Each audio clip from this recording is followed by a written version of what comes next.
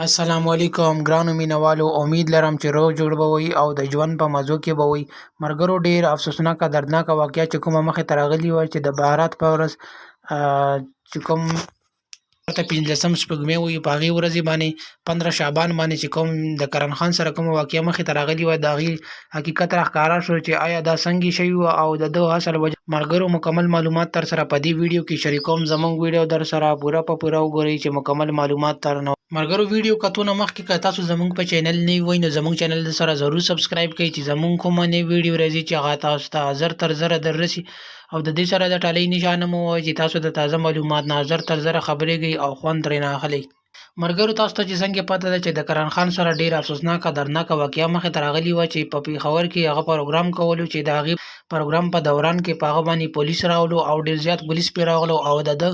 چې کوم سامان و، د کوم رباب او ټول میږونه ټول ځمکې ته راوغورځول او باجې ډولونه مولونه هر څه یې مات کړل ورله او ډېر زیات ظلم او زیاتۍ یې وکړو. د هغې نه بعد کرن خان بوتلو تاڼې ته او د کرن خان چې څومره ملګري وو فنکاران، هغه ټول یې د کرن خان سره بوتلو او تاڼې کې یې بند کړو. نو آیا ملګرو، د دې حقیقت دا دی چې د کرن خان چې په کومې ورځ پروګرام کولو دا د 15 شعبان یعنې بهارت ورځ وه چې په دې ورځې باندې دا ډېره د اهم ورځ وه. نو په دې ورځې د پولیس هم دوی ته دا وینا کړې وه چې آیا په دې ورځې به هېڅ قسمه پروګرام یا څه فنکشن نه وي، خو چونکې د کرن خان دا خبره نه منله، د هغې په باوجود هم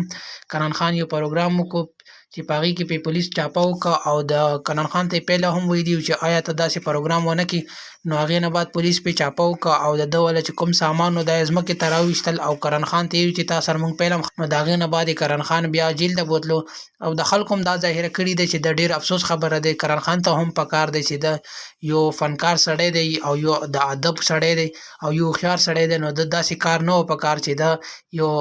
د هر شي یو خپل خلکو هم دا ظاهره کړې چې کرن خان ته پکار وی چې په دې ورځې باندې هېڅ قسمه پروګرام یا داسې موسیقي نه کولی چې چونکې دا ډېره بختوره او د درجې والا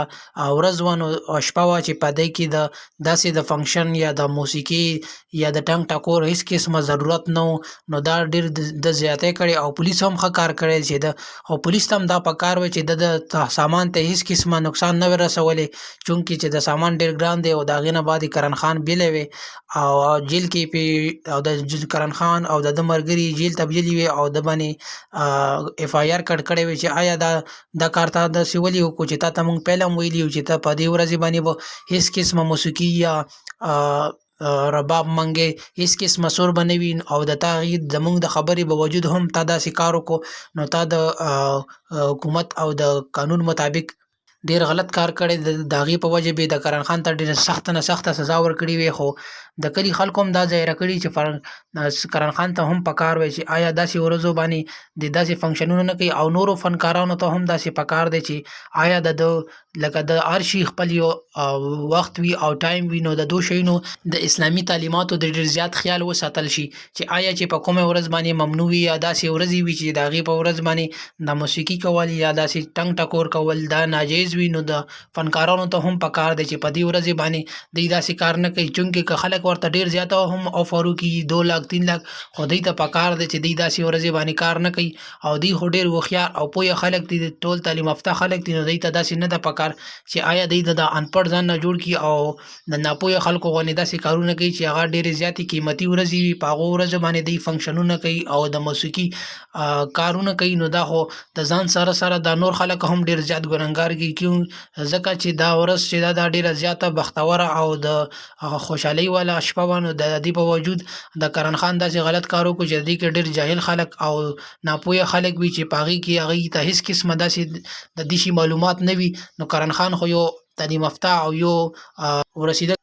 رسېدلی هنرمند دی چې په هغې کې د هر شي نه دا خبر دی. نو ده ته داسې نه وه پکار چې آیا د په ده ورځې باندې داسې پروګرام کولو چې د هغې د وجې خلکو ته نقصان ورسي یا څه بل څه کې هغه وشي، نو ده ته پکار وی چې داسې قسمه کیسې نه ګرو. دې سره دا خبره هم پکار دی چې د کلي والا چې د چا واده و دوی ته هم پکار وی چې آیا داسې بختورې ورځې باندې دي داسې پروګرام نه کولی یا د یوه ورځ وروستو کړی وی یا د مخکې کړی وی، د په یوې ورځې باندې هېڅ هم نه کېدل، خو چونکې په دې ورځې ورځې باندې کول دا ډېر ناجیز او ډېر غلط کار دی. نو د کلي او د کور د واده کور ته هم دا پکار وی او د زلمي کور ته هم دا پکار وی چې آیا تاسو د دې ورځې خیال هغوی هم چونکې فنکاران دي هغوی غریبانو هم د شي رزق دی چې هغوی ته څوک آفر وکړي نو هغوی هم نه انکار نشي کول ځکه چې د هغوی د دوی سره رزق تړلی دی. خو چونکې د خلکو ته د خلک هم ډېر پوه خلک دي دوی ته هم پکار دی چې آیا په دې ورځې باندې دوی خلک داسې قسمه آفر نه کوي یا داسې قسمه موسیقي یا سر نه کوي چې آیا دغه زموږ د دین او د مذهب مخالفت کوي او د دې ورځو باندې خو خاص کر کې دا ډېرې بختورې ورځې دي. نو په دې ورځو کې د هیڅ قسمه موسیقي یا نور څه پروګرام یا فنکشن ضرورت هیڅ قسمه نشته. مرګرو که تاسو زموږ ویډیو خوښه شوي نو زموږ نورې ویډیوګانې دپاره چینل ضرور سبسکرایب کړئ. موږ د معاشرې حقیقي ترجماني کوو. والسلام.